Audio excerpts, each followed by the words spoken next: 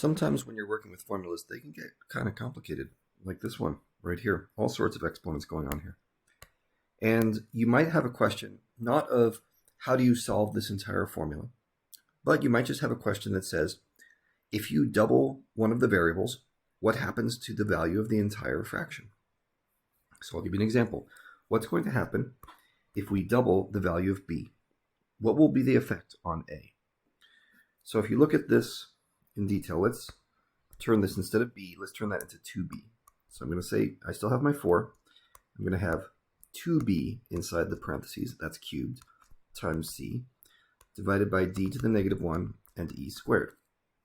So what's the effect going to be? Well, as you simplify this, you'll see that 2b cubed, if you remember, is just 8b cubed written like this. And the reason that's happening is because when you do 2b cubed, remember what that means. That means 2b times 2b times 2b. Okay, and that's 2 times 2 times 2 times b times b times b. So you get 8b cubed.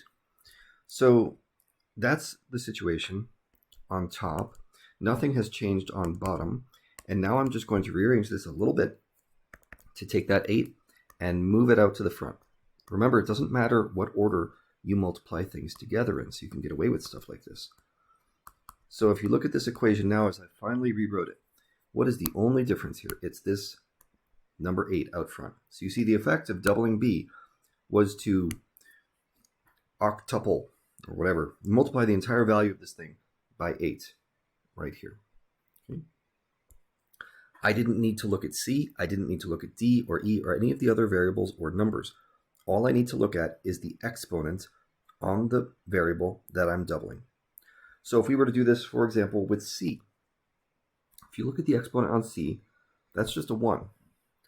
So if I double c, it's going to double the entire thing. It's not going to quadruple it. It's not going to multiply it by 8. It's only going to multiply it by 2 because it has an exponent of 1. So there's no interesting effects there when you double c. If you were to do something a little more interesting, let's try one of the variables on the bottom. Let's try cutting them in half, for example. Let's take the value of d and cut it in half. So what's going to happen here is, let me write it out. I have 4b cubed c divided by, and now instead of d, I'm going to say 1/2 d to the negative 1 e squared. And as we simplify this, we have to remember what a negative exponent means. First, let me just split up 1/2. So I'm really talking about 1/2 to the negative 1 times d to the negative 1 times e squared. So really the only thing that I'm focusing on is that 1/2 to the negative 1. Well, if you remember what 1/2 to the negative 1 means, negative 1 just means flip something over. If you have any exponent, like I'll give you an example, a to the negative 1, what is that? That's 1 divided by a. Or 1/3 to the negative 1, what is that? Well, you flip it over, you get 3, or 3 over 1, which is just 3. So what this turns into is 4b cubed c over 2d to the negative 1 e squared. Now before you say, aha, that's it, I must have doubled my problem, look at where that 2 is located. It's on the bottom, which means you really just cut this fraction in half.